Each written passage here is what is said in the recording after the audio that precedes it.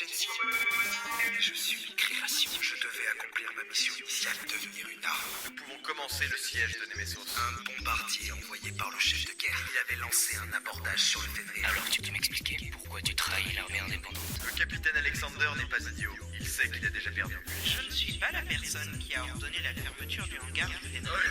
Détendez-vous, ce qui suivra ne sera pas pour vous. De tout repos.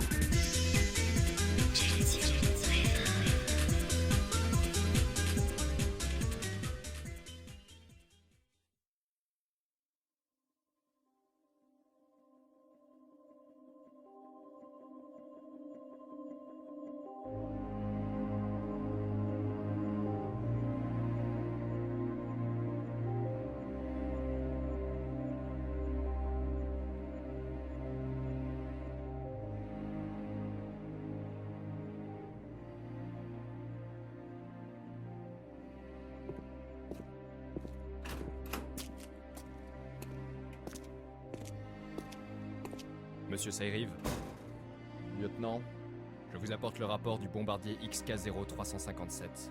je vous écoute. Ils ont réussi à intercepter le Fenrir il y a quelques heures. À l'heure actuelle, le capitaine Alexander, le docteur Brandfort et Gensio Mostinel sont faits prisonniers par le capitaine Bishop. Très bien. Et qu'en est-il de l'artefact de Beholz? Le capitaine Bishop s'en est emparé. La mission est un succès, monsieur. Pas tout à fait, lieutenant. Vous voulez parler du 12e interprète? La fille de Brandford, en effet. Je pensais que nous pouvions déjà la considérer comme prisonnière. S'il y a une chose que j'ai appris à propos des interprètes, c'est qu'ils sont capables de retourner à leur avantage n'importe quel combat perdu d'avance. Je ne considérerai Terra Brandford comme prisonnière que lorsqu'elle se tiendra devant moi. De plus, il nous faut trouver son artefact. Son artefact? Mais selon lui, il se trouve dans la zone 31 avec Terra Brandford. Il n'était pas là lorsque la fille de ce cher Dr Brandford s'est fait incarcérer. Je préfère en avoir le cœur net. C'est pour cela que je vais vous demander de bien vouloir me faire amener le commandant Dyne. Le commandant d'état-major? Celui qui a survécu à l'attaque? Monsieur, si je puis me permettre, il n'est sous soins intensifs que depuis hier. Et ses blessures étaient graves. Oui, mais il a retrouvé ses esprits. C'est tout ce qui m'importe. Exécution, lieutenant. Bien, monsieur.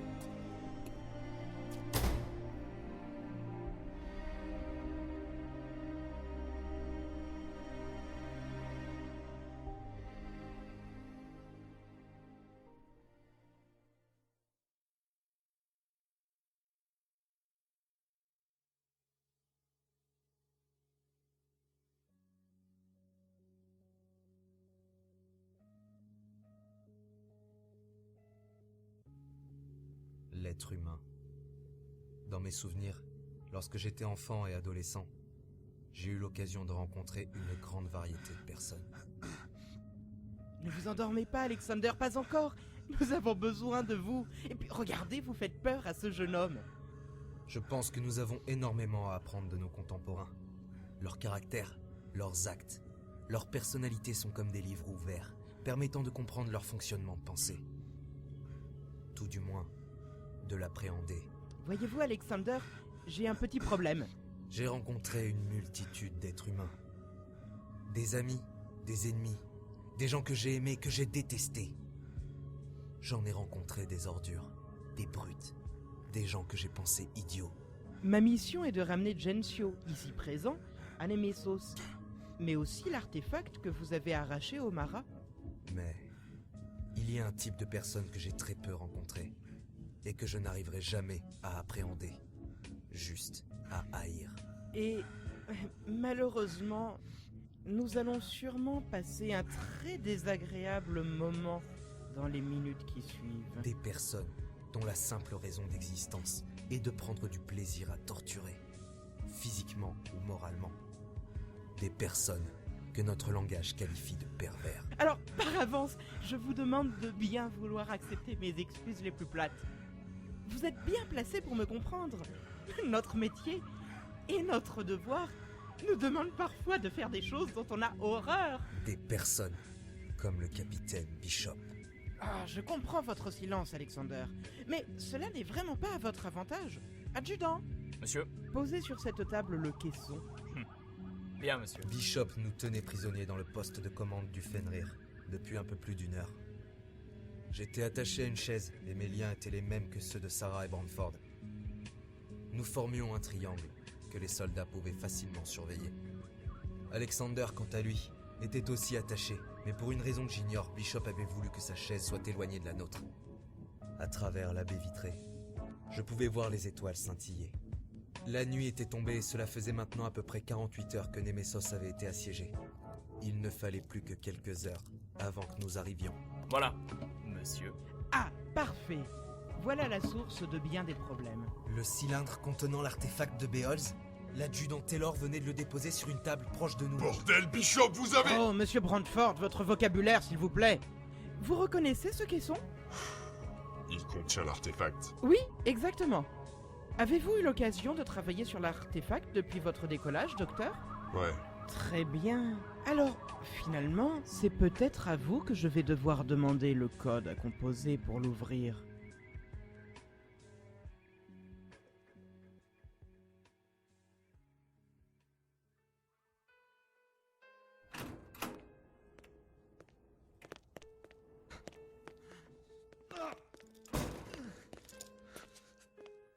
Monsieur, voici le commandant Dyne. Ah, parfait, faites-le asseoir. Commandant, ne voyez aucune animosité dans mes actes. Si j'attache vos bras à cette chaise, c'est uniquement pour préserver ma sécurité. Ça arrive. Pourquoi vous faites ça? Vous pouvez nous laisser, lieutenant, je m'occupe du reste, merci. Bien, monsieur. Nous n'avons eu que très peu l'occasion de nous rencontrer, commandant. Attendez, si, je crois me rappeler vous avoir croisé à ma dernière visite de Nemesos. C'était il y a 2 ans. Oui, la situation est un peu embarrassante. Vous avez été mis au courant des raisons qui nous poussent à reprendre le contrôle de la ville. Je vais vous épargner un rabâchage inutile. Mais comprenez-moi bien, commandant. Nous avons attaqué l'état-major de l'intérieur pour éviter un gigantesque bain de sang. Je devais faire prisonnier le généralissime pour pouvoir ensuite reprendre le contrôle de manière pacifiste. Je suis désolé pour vous et pour les hommes qui vous accompagnaient. Désolé de ce que vous avez vécu lorsque nous nous sommes croisés dans ce couloir. Quand nous nous sommes rendus compte que vous étiez encore vivant, j'ai immédiatement ordonné que l'on vous administre les premiers soins. Notre but n'est pas de tuer des personnes innocentes, simplement de stopper la folie de Xiam-la-Ville. Pourquoi faites-vous ça? Conseillez ça. Allons, allons mon ami, ressaisissez-vous, je vous en prie. Je vous ai fait venir car j'ai besoin de vous.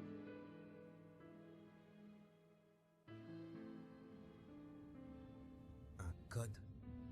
Un code pour ouvrir le cylindre contenant l'artefact? Je n'avais pas le souvenir de ça. Je suis au courant de ce que vous et l'équipe d'Insius & Co avez développé comme technologie. Ce cylindre est constitué d'une matière des plus résistantes. Si je tentais de le forcer, je risquerais d'abîmer l'artefact. Je vous demande donc, poliment, de me donner le code. Il pointa du doigt une petite console accrochée au cylindre, juste au niveau de son ouverture. Ce n'était pas là avant. J'ai rajouté cette sécurité après avoir étudié l'artefact. En effet, si vous essayez de forcer le cylindre par un quelconque moyen, vous sacrifiez son contenu. Et pour le code, tu peux rêver, enfoiré! Messieurs, non! Je vous demande de ne pas intervenir. C'est un problème que je peux régler. Je comprends vos sentiments, Brantford. Il est vrai, comment pourriez-vous me donner ce code aussi gratuitement? Cependant, que nous arrivions à ouvrir ce caisson ici ou à Nemesos, cela ne change rien. Or, à Nemesos, je crois me souvenir que vous avez une fille, non? J'ai besoin de vous, commandant Dyne. Immensément besoin de vous. J'ai besoin d'un renseignement. Sur l'artefact caché à Nemesos. Quoi? Ah non, commandant, je vous en supplie, ne compliquez pas les choses. Monsieur, vous le savez très bien. L'artefact est dans le Fenrir. Celui de Beholz. Moi, je vous parle de celui caché à Nemesos. Par vous, Xiam-la-Ville. Vous êtes complètement fou. Je m'attendais à ce genre de réponse, malheureusement. Qu'est-ce que... Je me suis donc muni de ceci. Non. Non! Calmez-vous, commandant, et ne vous laissez pas impressionner Non. par ces outils. Aidez-moi et je ne les utiliserai pas. Mais je ne sais pas de quoi vous parlez! Si vous osez toucher à Terra, je vous Je jure... vous jure que je le ferai, Dr. Brantford. Quel âge a-t-elle? 10? 11 ans? Je suis sûr que le chef de guerre me donnera son accord pour qu'elle puisse passer un peu de temps avec moi. Vous êtes une pourriture. Mostinel? Vous êtes une des personnes les plus haïssables que j'ai rencontrées. Et tu as encore bien des personnes à rencontrer, interprète. Ça suffit! Ce que vous faites est inutile, Bishop. Brandford ne connaît pas le code. Alexander! Taisez-vous, Brandford! Là, capitaine, vous suscitez ma curiosité. Expliquez-moi tout. J'ai ordonné l'installation de cette sécurité. Brandford s'en est chargé, mais j'ai moi-même programmé le code. Je suis le seul à le connaître. Très bien, nous avançons. Bishop se retourna. Il prit une chaise et se plaça face à Alexander. Sarah, Brandford et moi, nous ne l'intéressions plus. L'adjudant Taylor continuait de nous surveiller du fond de la salle. Il m'adressa un sourire narquois. Autour de nos 3 chaises, 2 soldats nous surplombaient. Il était impossible de bouger sans être repéré. Aucun angle mort, sauf... Sauf entre nous 3. Quelque chose provenant du petit espace entre nos 3 chaises venait de piquer ma main. Les soldats ne pouvaient pas voir ce que c'était, mais moi non plus. Je ne sentis qu'un coup de pied de la part de Sarah. Parfait, Alexander. Je ne vous ferai pas l'affront de répéter la question. Faites-le tout de même. Vous vous doutez bien qu'après les coups que m'a mis votre toutou, mon esprit a un peu de mal à se resituer. Quoi? Tu vas voir, espèce de... Alexander, vous n'avez pas l'air de bien comprendre. Voilà mon ami, calmez-vous. Voilà, c'est passé. Regardez, j'éloigne le scalpel. Je reprends donc si vous le voulez bien. Vous vous en doutez, nous avons quelques informateurs au sein de l'armée de Nemesos. Or, ces derniers nous ont rapporté il y a quelque temps le fait qu'un des artefacts créés par Insusenko se trouvait ici, dans ce bastion, et que Xiam-la-Ville se démenait pour cacher son existence à l'armée indépendante. Vous êtes un des commandants de l'état-major, vous avez obligatoirement connaissance de toutes les activités de Xiam-la-Ville. Où le cache-t-elle? Vous vous trompez! Il n'y a jamais eu d'artefact à Nemesos! Nous sommes allés chercher celui de Behold! C'est justement parce que... Ah! Je commence à en avoir assez d'être courtois avec vous, commandant. Non! Arrêtez! Ah, ma jambe! Ça vous fait mal? Ma jambe! J'enlèverai cette lame de votre jambe quand vous m'aurez dit ce que je veux entendre. Arrêtez d'être stupide, Alexander. Nous arriverons tôt ou tard à ouvrir ce caisson. Votre vie n'est pas importante pour nous. Donnez-nous ce code, faites-nous gagner du temps, et je vous promets que je garantirai votre vie auprès du chef de guerre. Alexander avait réussi quelque chose. Il avait réussi à faire perdre son calme à Bishop. Mais je connais le personnage. Si Alexander agissait comme ça, c'est qu'il avait quelque chose derrière la tête. Vous me donnez votre parole? Bishop sourit. Je vous le jure sur mon honneur, capitaine. Alors très bien. Alexander! La ferme, Brandford! Je vais vous aider à ouvrir le caisson. Mais pour cela, il va falloir me libérer. Vous pouvez très bien me donner le code. Le code n'est qu'une ruse. Il n'existe pas.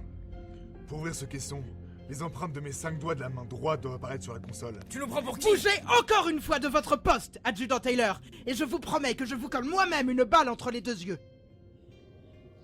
Très bien, Alexander. Caporal, libérez le capitaine de ses liens. Un des 2 hommes près de nous se dirigea vers Alexander et Bishop. Il n'y avait plus qu'un seul soldat près de nous. La piqûre revint. Sarah ou Brandford étaient en train de faire quelque chose discrètement, mais quoi? Vous voilà libre, Alexander. Maintenant, exécutez-vous. Avec plaisir. Bishop! Alexander avait un couteau caché dans son uniforme. Tout ça, salopard!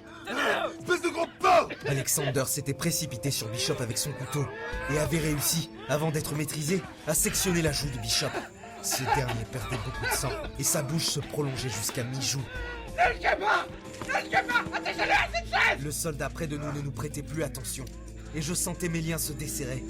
Sarah se pencha vers moi. Prépare-toi à tuer ces hommes, Jensio. C'est toi qui es en train de... T'occupe et prépare-toi. Il va falloir faire vite. Vous savez, commandant, vous savez pourquoi nous avons assiégé Nemesos? Notre but est de réunir Terra Brandford, Gensio Mostinel et 2 artefacts.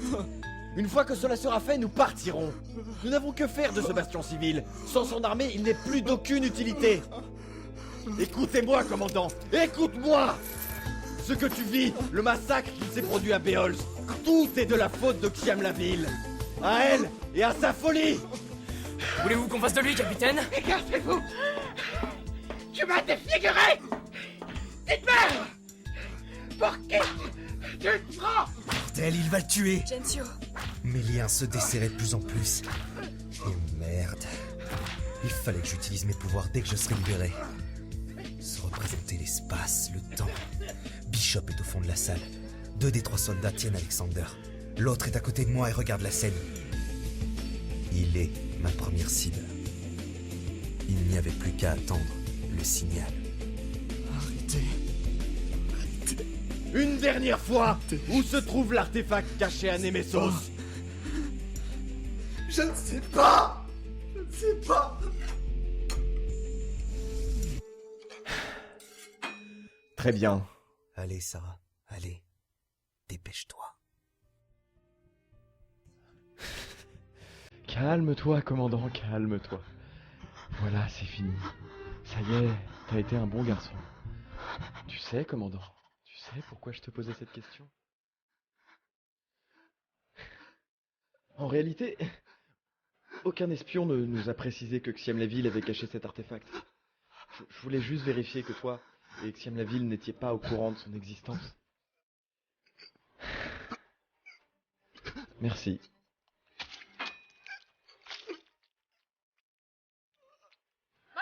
Mes mains se libèrent.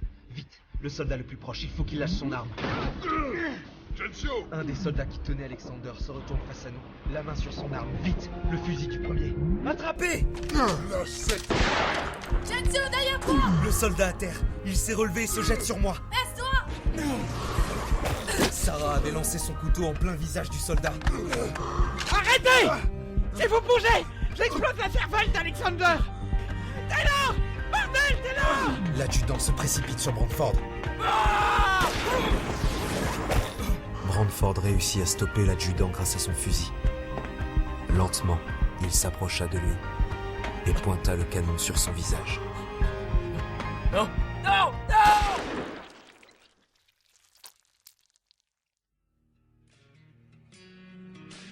Il ne restait plus que Bishop. Attendez! Attendez! Tue Alexander, et tu n'auras même pas le temps de crier. D'accord! Attendez! Jette ton arme vers moi. Sarah, détache Alexander. Tout de suite. Des bruits dans le couloir.